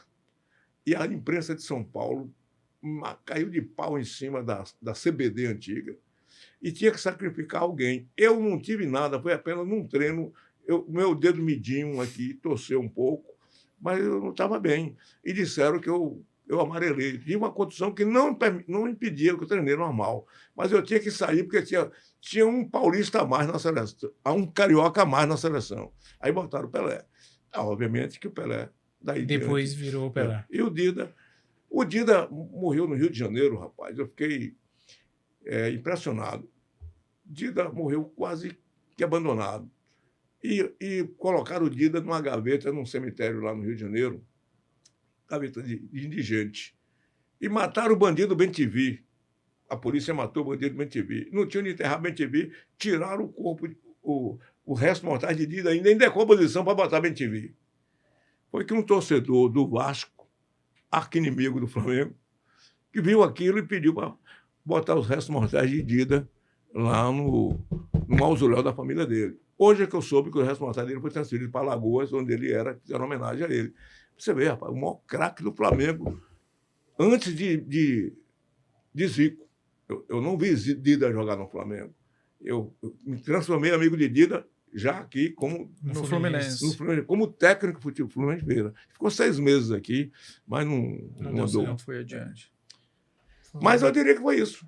E aí você diz, bom, e quem mais? Tem muita gente. Eu vou falando os que eu guardei assim na minha mente como os 2 craques que eu vi jogar. Ademir da Guia, do Palmeiras, e Zico no Flamengo. E você vai perguntar sobre a polêmica que teve na convocação? A pergunta... Não, você disso. Acha que Neymar não merecia estar na convocação? Você levaria ou não? Eu levaria Neymar pelo seguinte, eu levaria por 2 motivos. Se eu não levo o Neymar e a seleção perde a Copa, não levaram o Neymar. Não levar o Neymar. Se eu levo o Neymar e não dá certo, deu uma chance a Neymar, eu levaria. Mesmo o Neymar não jogando, que não venha jogar, eu torço para ele jogar. Mas eu não assumiria, eu não botaria meu braço na seringa e não levar Neymar, porque, rapaz, o mito é um negócio sério. O impacto emocional que tem, eu falo com ele, não tem ninguém que coloque Neymar no banco nessa seleção. Não tem ninguém no Brasil que bota Neymar no banco. Quando você tem entre o mito e a realidade, nunca combata o mito que você vai perder. Se você assistir um filme que eu recomendo vocês assistirem, nós jornalistas, e quando eu dava aula de jornalismo, de legislação para os radialistas, por exemplo, era professor dessa. Eu sempre indiquei aquele filme, assistam um filme, O Homem que Matou o Facínora, Joene e mais outro ator, o nome dele agora. É o seguinte, o cara se formou em Direito, o filme tem essa história, o filme bang, mas é clássico. E foi advogado no meio oeste americano. Já pensou, o cara, bacharel, formado em Washington, vai para botar um escritório de advocacia num lugar onde só tem bandido. Onde só resolve na bala. A bala. E ele botou uma placa lá de advogado. Os bandidos chegavam, tiravam na placa, mas esculhambavam. Não aparecia um cliente, quem era que queria? Aí ele foi trabalhar de garçom num restaurante. De advogado, trabalha de restaurante num bar. Os bandidos chegavam no bar, batiam no garçom, comia, bebia, não pagava, e ninguém tomava providência. E ele ficava, mas você não tem homem nessa cidade não para enfrentar esses bandidos? Quem é que queria enfrentar?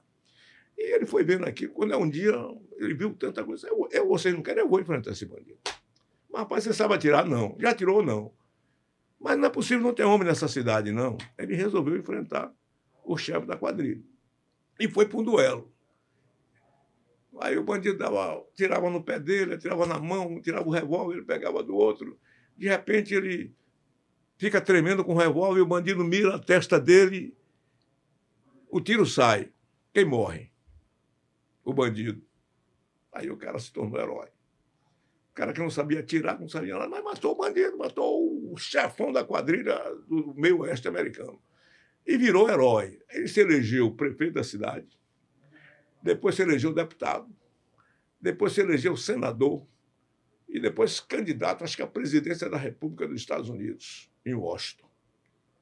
E ele, de repente, ele pega o trem e sai em direção ao interior dos Estados Unidos, os jornalistas do Washington Post, do New York Times, todo mundo acompanha. O cara é a celebridade. No trem, para onde ele vai, ele não disse por isso, tomou o trem. O trem para, depois de 2 dias de viagem, o trem para num lugarzinho, na estaçãozinha, ele desce, e os jornalistas acompanham. Ele vai para um galpão onde tem um velório, onde tem um corpo lá no caixão. E aí, mas o senhor, quem é essa pessoa aqui? O senhor veio, o senhor sair de Washington, o senhor é o homem mais famoso da política americana, vem para... Quem é esse? Vocês querem saber da história? Eu não posso ser presidente dos Estados Unidos em cima de uma mentira.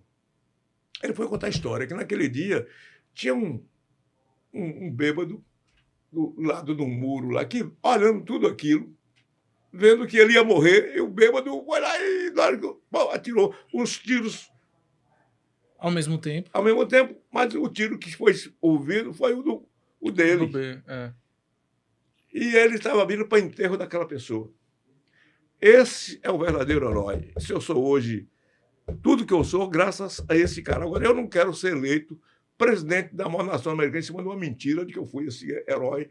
Eu quero que vocês contem a verdade no jornal de vocês. Aí os jornalistas se reuniram, aí voltaram para eles. Presidente, sei lá, não vamos divulgar esse fato, não. Quando o mito sobrepõe aos fatos, a gente fica com o mito e não com os fatos. E aí eu aprendi isso na minha vida. Brigar com o mito, nunca. Você perde. Você pode estar coberto de razão, você perde. Porque a opinião pública não vai querer aceitar. Não vai querer aceitar. Você vai duvidar hoje, vai duvidar da santidade de Cristo? Não vai. O cara vai ser cristão, diga, não, Cristo não... Porque muita gente entendeu, Cristo não ressuscitou, não é possível que não ressuscitou, Cristo... diga aí no rádio para ver se você tem... No outro dia você não está com o pescoço arrancado. É verdade. Então, a gente vai... Com o mito você... Então ele é mais mito. É mais mito. Com Pelé é mito. Zica é mito. Lá na Europa, aquele Eusébio, rapaz, aquele Eusébio... Essa vez que eu conheci Eusébio, 2 oportunidades. Eu não vi Eusébio jogar. Mas eu estava em Madrid, nessa Copa de 82, lá que a gente foi. Eu estava no hotel, lá um hotel no centro da cidade, e de vez em quando parava um Fiorino na porta do hotel e saía 2 pessoas, o motorista e uma pessoa que vinha sempre no banco de carona, carregando caixas de frutas nobres, sei lá, frutinhas, entregando no hotel. Eu olhei para esse cara parecido com o Eusébio, nunca vi parecer tanto. Passavam uns 3 dias de manhã, eu voltava, eu estava ali no lobby do hotel, o carro voltava. Aí, rapaz, esse cara é Eusébio ou não é? Aí eu digo, uma estratégia. Na hora que ele voltou, eu vou falar um nome aqui, se for ele, eu falei, Eusébio. Ele voltou. Ô, Eusébio, aí eu saí com o Brasil, não, só o Brasil, só 2 palavrinhas, 2 palavrinhas. Era Eusébio, entregando fruta em Madrid, o maior ídolo do futebol europeu que eu vi jogar. Eusébio. E depois, já na Prato Sul, já encontrei ele, mas já como comentarista da rádio lá de Portugal. Depois faleceu, há uns 2 anos atrás, até a estátua dele fizeram. Mas saber, o ídolo maior do futebol europeu. Acabou, estava na requenguela. Não é? Igual a gente teve alguns casos aqui com atletas, como você narrou mesmo, de Dida, mas outros também. Como Garrincha, outros que também... Garrincha, eu levei uma semana dirigindo para Garrincha aqui em Feira. Eu levei uma semana, botei Garrincha no meu carro uma semana. Porque o Garrincha estava fazendo jogos, no final da carreira dele, jogos de exibição. Garrincha veio para jogar, fez um jogo pelo Fluminense de Feira e um pelo São Paulo de Feira, São Paulo Amador. E ficou no Hotel Solar Santana, antigamente tinha o prédio do Hotel Solar, que hoje é desmancharam. E Garrincha estava lá, seu Mário Porto, que era o gerente do Fluminense, Dilson, vê se tu sai com Garrincha vai ficar o dia todinho tomando pinga lá no hotel. E lá no jogo não vai ter jogo. Garrincha não vai aguentar subir para vestir a camisa. Ele vestia a camisa, o time jogava 10, 15 minutos, o estádio enchia. Aí eu fui pegar a Garrincha, levei uma semana para tirar a Garrincha do hotel, ficar ali encascorado e tomando pinga. Aí ele E ele chegou e disse, rapaz, estou querendo comprar um passarinho. Ele gostava de passarinho. Na época, tinha a feirinha da estação, que tinha passarinho, onde hoje é a Justiça do Trabalho. Ali tinha uma feirinha de pássaro. Naquela época, o IBAMA não cuidava. Aí eu levei Garrincha lá. Aí ele pediu um passarinho, o cara disse, nesse passarinho não tem, mas se o senhor quiser, vai na ponte do Rio Branco, que tem seu fulano de tal, assim, procure que ele deve ter esse passarinho. Quando tiver, ele pega. Aí pego, eu tinha um fusquinha, e fui. Quando eu paro lá depois lá da Sobradinho em diante, eu não sabia, mas eu parei num botequim lá, vi que um pessoal lá para perguntar o que era esse lugar. Aí Garrincha desceu e viu cachaça lá, botou uma pinga. Não podia fazer nada, né? Ninguém nem imaginava que ali era Garrincha, né? O cara tomou a pinga e cheguei lá no local, encontrei realmente o senhor. Ele disse, olha, eu não tenho um passarinho aqui, mas vem buscar depois da manhã que o passarinho está aqui. Isso já está uma semana inteira. Aí quando eu volto, Garrincha parou no mesmo local, para aqui, tomou outra pinga. Dia seguinte, 2 dias depois, voltamos para ir pegar. Parou no lugarzinho, ele para aqui que eu tomar minha pinga. Não podia ver cachaça. Resultado, o Garrincha jogou esses 2 jogos em feira. Mas acabou do jeito que fez. Mas eu vi que o Garrincha levou uma semana. Eu levei uma semana dirigindo. Aí teve um motorista de táxi aqui, até hoje eu não procurei esse motorista, não sei se já apareceu, porque eu fui na casa dele, disse, o senhor entrega a Garrincha aqui em casa para dar um almoço para ele. Eu levei, fez uma feijoada lá. Maior simplicidade do mundo. Eu tenho essa foto, que eu tirei a foto, o fotógrafo foi eu. Mas Garrincha era o cara, não dava valor a nada, ele não sabia de nada, ele não tinha essa percepção. Não se cuidou. Então era uma pessoa de uma simplicidade, era o gênio Garrincha, então morreu do jeito que morreu, né? Morreu. Dilson, te agradecer profundamente que você contou muita história aqui nesse episódio hoje. É aquele episódio que você para só para escutar, na minha opinião, Diego. Exato. Eu diria que foi uma aula, uma oportunidade única, assim, você poder conversar com alguém que fez parte da história das Copas do Mundo e também do radiojornalismo em Feira de Santana. Então isso é muito legal, muito interessante. A menina ligou para mim. Rosa ligou para mim. Meu Deus, eu vou assim. Eu gosto, porque, olha, quando a gente. Hoje, realmente, eu continuo até quando eu trabalhando, eu continuo acordando cedo. Hoje, se você ligar para mim 4h30 da manhã, pode ligar sem receio que eu te retorno. Acordo cedo, vou trabalhar, ainda vou para as rádios, visito as que eu posso, toda semana vou uma e outra. E hoje tem o Fernando que está me ajudando na administração das rádios, e até o dia que Deus me der forças, eu vou estar junto, né? Não vou me entregar, não. Amém. Não se entregue, não. Amém. E aí, Diego, mais um episódio? Mais um episódio. Dilson, muito obrigado pela sua presença, pela sua participação. E agora é a gente torcer pelo X. Pois é. A gente só pode torcer, né? E eu deixo o convite a vocês também para ir lá no programa da gente falar desse Feira Pod de vocês. Pronto. Viu? Perfeito. Aí eu vou pedir a Ana Paula que entre em contato com vocês, ou vocês podem entrar em contato, que eu vou avisar para ela. E eu fiquei muito feliz em ver que vocês... Essa relação de comunicação, né? O mundo digital com o analógico, ainda estou muito no analógico, estou entrando no digital aos poucos, com o meu site. Hoje, eu peço assim, olha, eu tenho cerca de 40 a 50 mil seguidores no site. Barbosa, hoje o cara me ofereceu 1.000 seguidores por... Não, 800 mil seguidores por $1.000. Rapaz, que é assim, é? Aí 800 mil.